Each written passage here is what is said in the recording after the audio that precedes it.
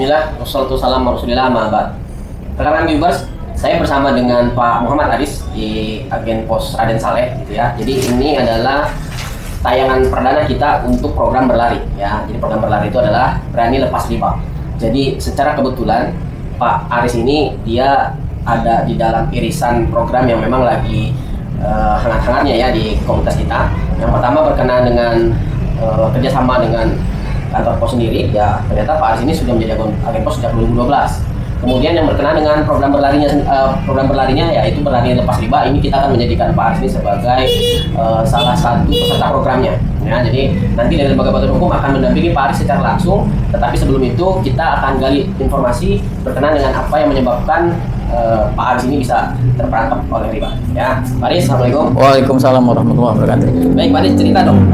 Ini kan memang tahap awal kita itu adalah inventarisir masalah. Jadi Pak Aris bisa ceritakan kepada teman-teman tentang kenapa ya pertama mungkin di mana saja ya katakanlah ya kegiatan riba ini terjadi sebagai wamuk jelahu ya, kalau kita bicara hadisnya kan yang memberi riba gitu ya sebagai debitur gitu ya. Lalu kemudian latar belakang kenapa itu bisa sampai terperangkap? Iya. Pertama ya saya riba pertama yaitu ya buat modal usaha, itu yang utama. Ya beriring waktu ya terus menerus tuh kayaknya habis mau dari pihak lalu nawarin lagi ya apa, nah ternyata ya sampai sekarang makin banyak jadinya gitu. Jadi Pak Aris tadi top up dari modal ke modal baru berikutnya gitu ya. Boleh dirinci ke lembaganya, ada perorangan atau lembaga? Kalau lembaga ya. semua lembaga. Ada berapa ini akun? Sekarang ini ada 4. Keempat lembaga berarti. Ya. Lembaga ya. Totalnya berapa? Karena kita kan nggak mungkin nyebut lembaga itu, Bang. Jadi berapa totalnya? Kalau nominal hutang pokoknya? Ya sekitar 150-an ada. Oh, totalnya ya. Jadi teman-teman, setelah nanti kita inventarisir masalah, jadi yang pasti akan kita lakukan adalah menghapus ribanya ya. Jadi ribanya, layanan hapus ribanya atau advokasi melepas ribanya akan memastikan bahwa yang pertama kali dilakukan adalah bebas ribanya dulu ya, baru kemudian nanti tentang bagaimana cara membayar hutangnya kita akan lakukan di mungkin segmen berikutnya, karena memang ini rencananya akan kita lakukan pendampingan secara periodik begitu ya. Jadi ini satu segmen untuk inventarisir masalah dan latar belakang, nanti mungkin untuk bebas riba dan seterusnya akan kita lakukan di waktu yang akan datang begitu ya. Baik Pak Aris ini sudah jadi agen pos sejak 2012 ya? Iya. Bisa diceritakan lika-likunya nih sebagai agen pos ini supaya kita juga bisa inventarisir potensi juga ya selain masalah. Ya kalau agen pos itu dari awal-awal dulu emang saya tertarik dan teman-teman dulu juga tertarik karena lumayan gitu kan, saingan sedikit ya kan, saingan, dan itu kan waktu itu udah mulai online tuh udah mulai itu kan, udah mulai, makanya saya ngelirik ya kantor pos karena saingan sedikit.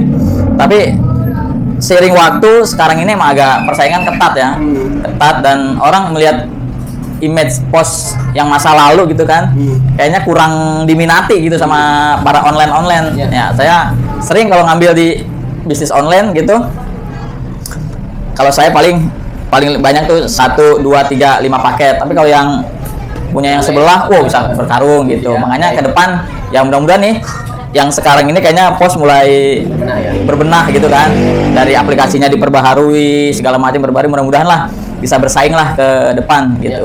Mudah-mudahan gitu. Kalau Pak sendiri kegiatannya khusus memang di agen pos saja kegiatan atau apa, ada aktivitas lain yang berkaitan dengan ekonomi, Pak? Saya dulu jadi ini marketing umroh gitu, marketing umroh beberapa kali, tapi sekarang ya karena kondisi kayak gini ya saya fokus di pos. Sebenarnya sih ini istri saya yang jalanin gitu, karena saya hanya bantu gitu, controlling ya, saya bagian keluar lah gitu, kalau ada kegiatan-kegiatan atau usaha-usaha di luar saya keluar gitu. Baik.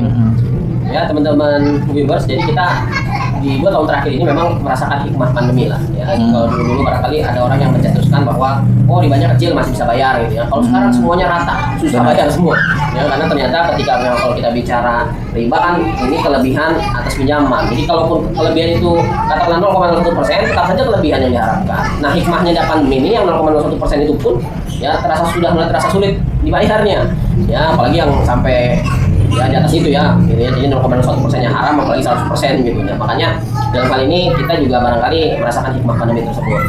Pak Aris, barangkali kalau bicara soal tadi kegiatan di agen pos ya, ini kan kita inventarisir lagi tentang katakanlah potensi yang memang akan kita juga rencana sambungkan nih teman-teman berkaitan dengan apa yang sudah berjalan di agen posnya ya. Kalau saat ini dengan agen-agen pos yang lain saling terkoneksi nggak, Pak Aris? Ya terkoneksi sih. Kalau dulu itu kita sebelum pandemi ya, itu kita rutin tuh ada pertemuan atau sebulan sekali atau 2 bulan sekali. Nah, pas ada pandemi, nah kita paling komunikasi lewat grup aja, grup WA gitu. Kalau ada apa, kalau ada masalah apa gitu, nah kita paling diskusinya di grup WA aja gitu sekarang. Ketemu dulu udah, ya memang jarang ini juga ya, dilarang juga Iya. ya kerumunan ya. Benar. Jadi terakhir ketemuan tuh kapan? Ya udah, ya sebelum pandemi lah pernah. Ya? Baik. Gitu. Kalau omsetnya sendiri Faris, ya saya kira mungkin bisa disebutkan lah angkanya supaya bisa jadi gambaran ya. Sebelum pandemi dan setelah pandemi. Kalau sebelum pandemi ya lumayan lah. Saya sekitar ya kalau dihitung sekitar 4 jutaan dapat itu sebulan. Sebulan ya? Sebulan, Itu ya sih itu gitu. Tapi kalau sekarang ya paling di bawah 2 jutaan. Ya, memang benar. kondisinya sekarang bisa bertahan saja sudah bagus ya. Iya. Baik Faris, kalau bicara soal riba, Faris sudah tahu belum soal riba? Ya sebenarnya sih kalau spesifik secara apa itu belum, tapi secara garis besar ya tahu lah kita riba kan haram kan. Iya. Gitu doang sih. Tapi yang lihat kondisi gimana dulu kita bingung. Kalau soal fatwa ulama soal praktek pengharaman bunga tadi sudah pernah dengar bahwa otoritas ulama nih MUI ini sudah pernah memfatwakan haram soal praktek bunga. Sudah pernah dengar soal itu nggak? Belum, saya belum. Ya. Ini kali sosialisasi kami nih. Jadi bahwa fatwa itu terbit tahun 2004. Jadi 2004 kalau bicara soal tadi fatwa gitu ya. Ya kalau dulu waktu-waktu barangkali belakangan ini kan kita sempat dengar adanya mengawal fatwa gitu. Ini pengawalan fatwa nomor 1 ini luput nih kelihatannya. Iya. Jadi sudah tahun ini berarti berapa totalnya berarti 18 tahun. Iya, 2004 sampai ke sekarang 2021. Ya. Kalau bicara ini kan kita memang lembaga hukum yang kita buat ini memfasilitasi teman-teman yang sudah bertobat ya Faris ya. Jadi ini yang harus juga kita tekankan bahwa yang menjadi maksiatnya harus diketahui lebih dulu karena kita ingin mengejar hak, sebetulnya ada hak konstitusional untuk tidak bayar riba Faris. Nah itu yang teman-teman kelihatannya belum paham. Ya, tetapi tentu yang harus diketahui adalah apa yang menjadi maksiatnya itu, karena yang dijamin oleh negara kan keyakinan beragamanya Faris.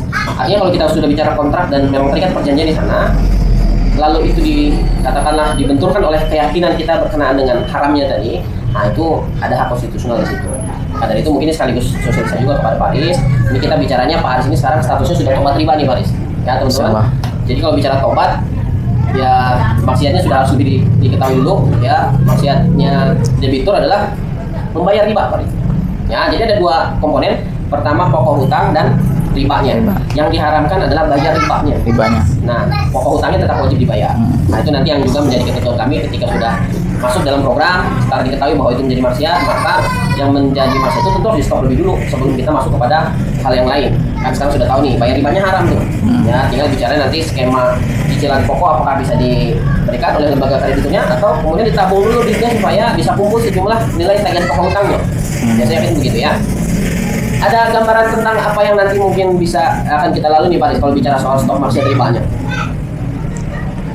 Ya ke depan belum ada sih, saya masih baik, sekarang ngikutin alur dulu aja Pak. Iya, Ya. iya. Nanti kita infokan lagi tentang setelah ini kan mungkin nanti ada formulir yang harus Pak Aris isikan, formulir bantuan hukum. Jadi kita menamakannya advokasi melepas riba atau amar. Amar itu dalam bahasa Arab juga perintah artinya. Baik, rekan-rekan viewers, sampai di sini dulu untuk inventarisir masalah dan potensinya sekaligus pengenalan dari program terbaru kita berlari atau berani lepas riba. Sampai ketemu lagi dengan katakanlah peserta program yang lain. Nanti untuk Pak Aris sendiri akan kita update terus pendampingannya. Ya, wassalamualaikum warahmatullahi wabarakatuh. Waalaikumsalam.